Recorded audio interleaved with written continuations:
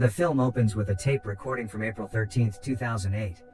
A father named James is recording his daughter, June, or as her mother always calls her, Junebug. While they're spending time together, June's mom, Grace Allen, enters the room and takes the camera.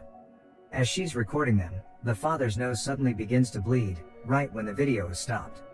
The scene then shifts to someone trimming the video, cutting it before it gets to the nose bleeding part, saving it on their desktop with the name Last Family Trip, and putting it in a folder for June. From the screen, we could assume that James, the father, died because of brain tumors. The unknown person then deletes the Google account, and we can hear goodbye messages from all the contacts. The person is trying to find a new place to live and is moving to Los Angeles. The screen cuts to a crime scene, with police and reporters present, which turns out to be a series from Netflix. It is the year 2022, and June is now 18 years old. She is bombarded with constant text messages from her friends, who are asking for money to buy something. At the same time, her mother calls, and June tells her mother that she doesn't have to use Siri for literally everything. A little background on Grace. After James passed away, she took care of June by herself, and she recently met her new boyfriend, Kevin Lynn. They plan to take a week-long trip to Colombia, so Grace gives June some rules to follow while she's away, which are no alcohol, don't let strangers in, and keep her location turned on. Her mom also mentions Heather, a lawyer who has their house spare key in case June needs anything. June is irritated by the thought of being babysat like a child. But even so, the mention of the emergency money catches June's attention. June immediately gives $120 from the emergency money to Vina, her friend. Just then, Grace's boyfriend Kevin Lynn shows up, and as a new man in the family, he tells June that he truly loves her mom. But before he could say much, June's mom appears, and nicely asks him to book an Uber to the airport. The mom then tells June that she needs to come pick them up on Monday at the Los Angeles airport, while June's facial expressions just beg for her mother to leave. Eventually, June's parents leave with the Uber ride, and Grace sends her goodbye message to her daughter. Her friend Vina then texts her to let her know that they are ready for the party at June's house.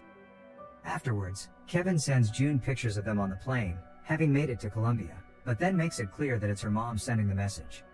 One evening, Heather, her mom's lawyer, comes to bring food for June, and she expresses some jealousy at Grace's happy relationship with Kevin. A montage then shows June partying and drinking with her friends, continuing to spend her emergency funds, while her parents send her pictures from their trip to Colombia. June spends her days having fun with her friends, until the date on the calendar reveals that it's Father's Day. However, that doesn't stop June from drinking heavily at the party, and eventually vomiting. Later that night, she finds herself alone in the dark, watching the video recording of her dad with the camera. She posts a picture of her dad on Instagram, wishing he was there. The following morning, June awakens to the realization that a week has passed, she must pick up her parents from the airport, and her house is a mess. Without any other option, she hires housekeeping from an online website, and gets ready to pick up her mother and Kevin at the airport. But after a while of waiting, her mom and Kevin don't show up, until the last passenger left the airport.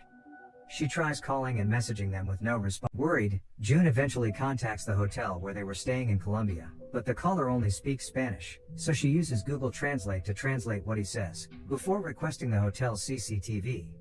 She then learns that both of them oddly left all their belongings behind, and that the camera recordings only last for 48 hours for her to view them in person. Not having enough money to go to Colombia, June reaches out to Heather for help, who promptly contacts the embassy in Colombia to get things sorted out. The embassy sends a form for a missing person report, prompting June to request an agent be sent over before the hotel footage disappears. Afterwards, the FBI agent named Park informs her that they don't have jurisdiction to investigate in Colombia, and they need to work with local authorities, so it could take longer since they only have 6 hours left for the CCTV footage. Agent Park asks if she can give them access to her mother's email so they can find where she might be. Unfortunately, no matter how many times June tried to put in the right password for her mother's account, the password was still wrong. That's okay. 4 hours have passed. Her friend Vina suggested using live cams, like those used in the series they watched, but that didn't yield any fruitful results. She then turns to Go Ninja, an equivalent of TaskRabbit in the US, to hire a housekeeper in Colombia to go to the hotel and retrieve the footage. Javier, who also speaks English, is the person available for her at this time. He hasn't seen his son in 3 years, so when he meets June, he can understand how she feels now. Javier agrees to help her, and June instructs him to go back to the hotel to look at the CCTV footage. Soon, her friend, Vina, comes to her house, and the two start looking for Kevin's Google password, thinking that he uses the same password with all the websites he uses. With the help of Vina's deep voice, they call the customer service line of the website Kevin used, and ask for the password while providing all the information about Kevin for verification. Julia Chen. With this brilliant move, June finally gets access to his Google account, and starts tracking Kevin's phone. However, when June checks the journey's history of Kevin, there is no location history for the day before their flight back to LA. June then receives a call from Javier, who regrettably says that the footage is already gone. However, the cleaning lady at the hotel saw two Americans leaving for a hardware store, which led June to believe Kevin had something to do with it. June immediately thinks of tracking Kevin's credit card, and then she finds 8 hardware stores in the last area Kevin used his credit card, which Javier has to visit. While Javier is out investigating people who saw Kevin at the hardware store, Heather thinks it's best if June leaves such matters to the police. When June starts to look through Kevin's email, she unintentionally comes upon a picture of a woman. Just a few months ago, Kevin planned to meet the woman, whose email address was Bunnycake. Curious, Vina suggests checking Kevin's blocked contacts, where they find a lot of women there. It is also revealed that Kevin was using different names with different women, all of whom seem to want their money back. Upon checking Kevin's fake names in Google, they finally discover that Kevin was a convicted felon, who had served 3 years in prison before being released from federal custody last year. June is annoyed that Agent Park hadn't informed her earlier, and he reminds her that she is illegally accessing the account of Kevin, so they can't use any of this evidence in court.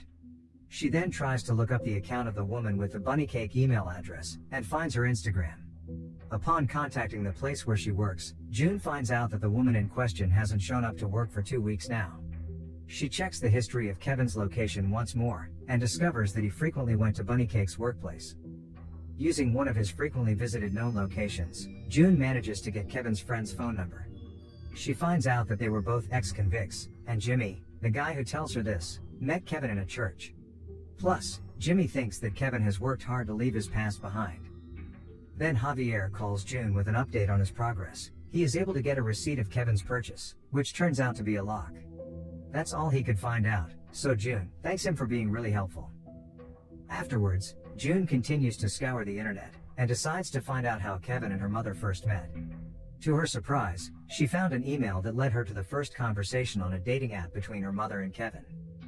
The conversation tells that Kevin and her mother shared a deep bond and had a genuine relationship. Also, the past messages reveal that her mother was already aware of Kevin's past, and he is genuinely in love with Grace Allen. But there's something else that's really important other than finding her mother, which is knowing her past. June then uses the information from her mom's profile, and gets the idea to look for a romantic tourist location closest to the lock shop, and finds a tourist location called the Walled City Love Lock Bridge. Now that everything makes sense, she asks Javier to locate the lock bearing their initials, and it was true that Kevin, Lynn, and Grace's names were padlocked. She then uses the live camera to locate Kevin and her mother, and checks the previous footage. There. He has a lock. As she watches the live footage, she sees Kevin pull out an engagement ring and propose to her mother. At the same time, June suddenly receives a recording from Agent Park, which shows a video of the kidnapping of Kevin and his mother after the romantic proposal. Agent Park also finds a transfer of money from Grace's account to an encrypted third-party account. After watching this, June becomes devastated by the loss of her mother, without even getting the chance to say goodbye. She then decides to go through the messages Kevin had sent again. This time, she notices that one of the pictures of her mother was a live photo, and she senses something is off when she can't see her mother's face in any of the pictures.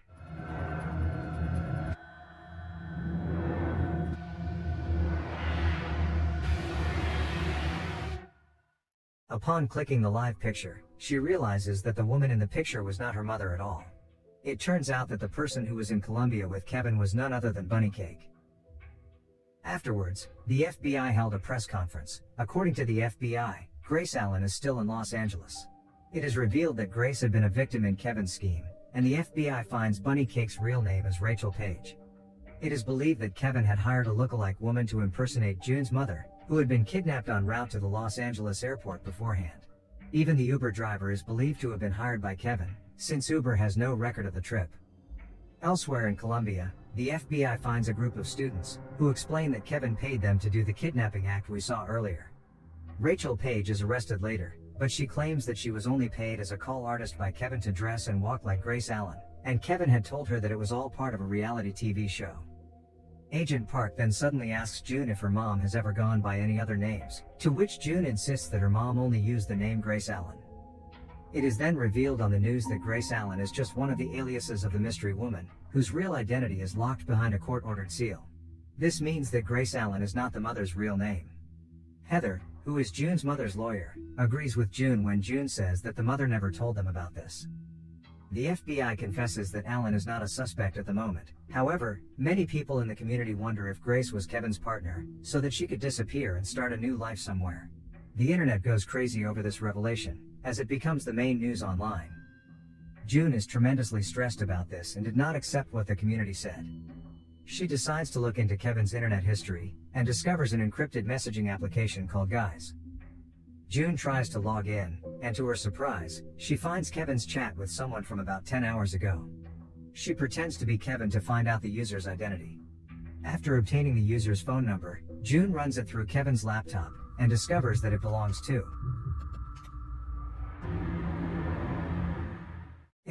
Heather's office. June decides to go to Heather's office, while wearing a smartwatch and recording everything that happens. Inside Heather's office, she looks at the computer and sees that files are being deleted, meaning someone had just been there. She also finds a photo with a note that threatens death if Heather says anything. Just then, June found Heather's necklace scattered on the floor. She goes into the office storage room, only to find that Heather has been killed. Later on, Agent Park thinks that Heather knew something that Kevin didn't want them to know. But the weird thing is that Kevin is still in Colombia, so who the hell did this? From a video that was sent to June, the FBI managed to find Kevin's hiding place, and when Kevin tried to escape, the police shot him dead. Seemingly at a dead end, June begins listening to her mom's old voicemails that she never listened to. Hey, sweetheart, it's Mom. Hey, Junebug. It's Mommy. I love you. Here she suddenly remembers her childhood call, Junebug.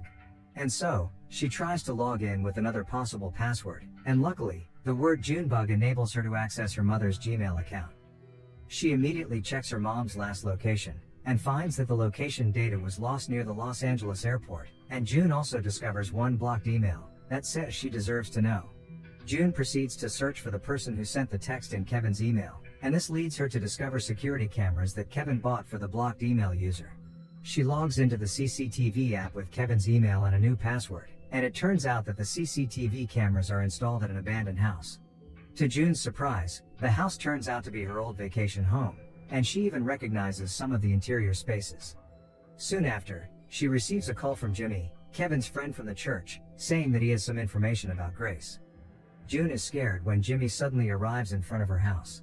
Knowing that June is scared because Jimmy was an ex-convict, the man removes his head covering, only to reveal himself as her father, James. June can't believe that the man she thought had died 12 years ago is standing right in front of her. You deserve to know what happened. The father immediately explains that his mother was not Grace Allen, but Sarah. He says that he and Grace used to fight a lot, and that one day, Grace took June away from him after putting him in jail for 12 years on false charges. James keeps mentioning that Grace wants to keep June away from him, and he admits that he met Kevin in prison. Here June realizes that James had everything planned out before Kevin met Grace. She believes that her dad wants to take her back, and that her father is lying about her mom. The scared June tries to answer Vina's incoming call for help, but her father kidnaps her, and puts her in the boot of his car. Later, a playback video from 2008 shows June playing with her dad. But as it turns out, when June moves to another room, James shows that he was emotionally unstable by scolding at her mother for no reason. Plus, Grace, or Sarah by her real name, found a lot of drugs hidden in the attic of their old house. Aside from his drug use, the scene reveals that James was a domestic abuser who endangered all of them. A very heated argument takes place over the phone between Sarah and James, and after Sarah reports James to the police, he threatens that he will find Grace. Afterwards, to keep June safe, Sarah goes through a procedure of terminating all her previous accounts, dissociating from all family members, and changing her identity to Grace Allen, which was suggested by her lawyer Heather. It is also revealed that Grace trimmed the original recording at the start of the film to remove the part about James assaulting her. Back to the present, James has brought June to a secluded house, forcefully dragging her inside, and tying her to a chair. With a loaded gun, he makes his way to the hut behind the house, and it turns out that he has kidnapped Sarah. He says he wanted to kill Sarah for separating him from June for 12 years, but luckily, Sarah manages to knock James in the face, and locks him in the shed. James begins shooting at the lock to break it open. Meanwhile, Grace manages to find June tied up to a chair. According to Sarah, James killed Heather in order to hide everything about their past. Unfortunately, before they can make their escape, James catches them off guard from behind and locks them from outside. He then goes outside with a shovel, and starts digging a grave for Sarah. While panicking, June notices a camera in the room, and calls out for anyone that may be watching the stream, and that's when she remembers her smartwatch. She manages to use her smartwatch to contact Javier. She asks him to find her Instagram, and the house number on the photo she posted of her dad and call the police. But all of a sudden, the line drops. Just then, James makes his way back inside, and demands that June give him the watch. To protect her daughter, Sarah stands in between them, which leads to James shooting her. Scared, June tries to get away from her dad, but he manages to tackle her to the ground. But before things can escalate further, Grace stabs James in the neck with a broken shard. But James still manages to get up, and leave the room, locking both June and her severely injured mother in. The father looks for the nearest hospital, but before he can, he falls to his death. June rushes to her dying mother, and starts apologizing to her over everything. She then remembers that she once told her mother to stop using Siri for literally everything. This sparks a bulb in her head. She remembers that her smartphone was in front of her computer. And so, June approaches the CCTV, and uses the cameras to tell Siri to call the police. Later, a SWAT team arrives at the house, and save both of them.